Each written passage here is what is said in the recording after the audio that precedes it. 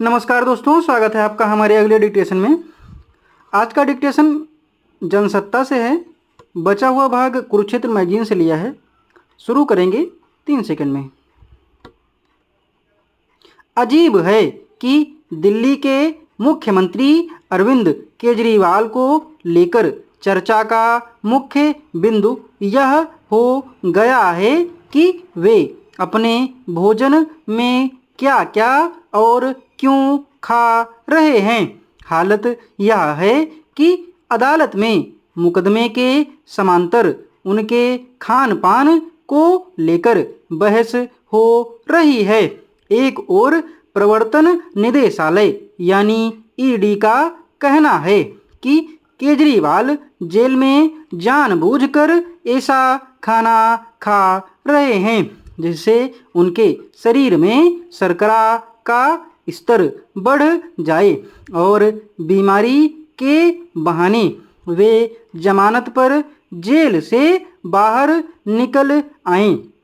केजरीवाल ने अदालत में ईडी के दावों को खंडन किया कि वे रक्त में शर्करा का स्तर बढ़ाने के लिए आम और मिठाई नहीं खा रहे हैं।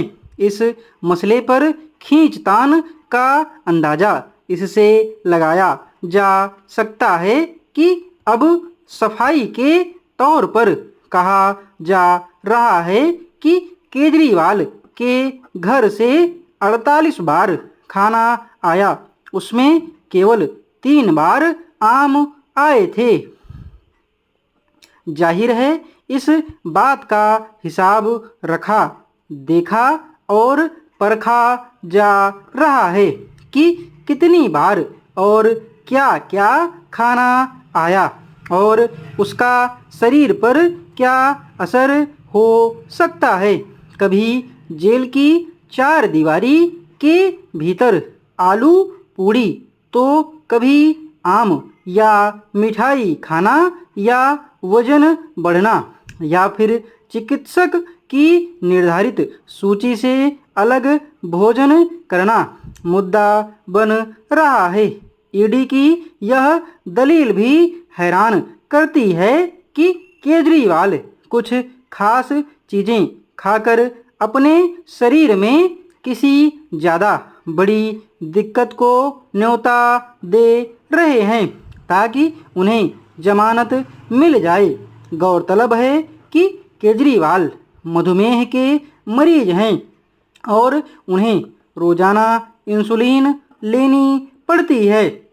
उनका कहना है कि उन्हें अपने चिकित्सक से परामर्श करने की इजाज़त दी जाए।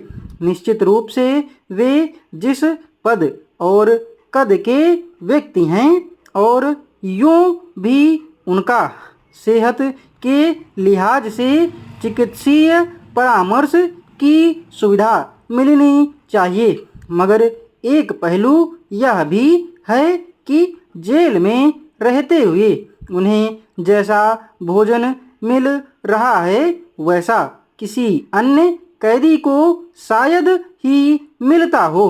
बहरहाल बेहतर हो कि अरविंद केजरीवाल जिस आरोप में सलाखों के पीछे हैं, सुनवाई और बहस का केंद्र वह हो, न कि उनका खान पान मुख्य मुद्दा बने।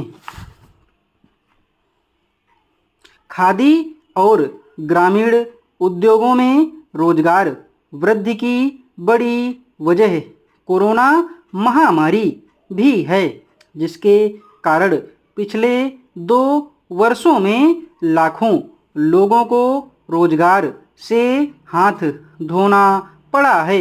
इनमें बड़ी संख्या में महिलाएं और युवा भी थे जिन्हें आजीविका के अभाव में अपने गांव लौटना पड़ा। इनमें से काफ़ी लोगों ने प्रधानमंत्री रोजगार सृजन योजना के तहत स्वरोजगार की गतिविधियां शुरू कर दी।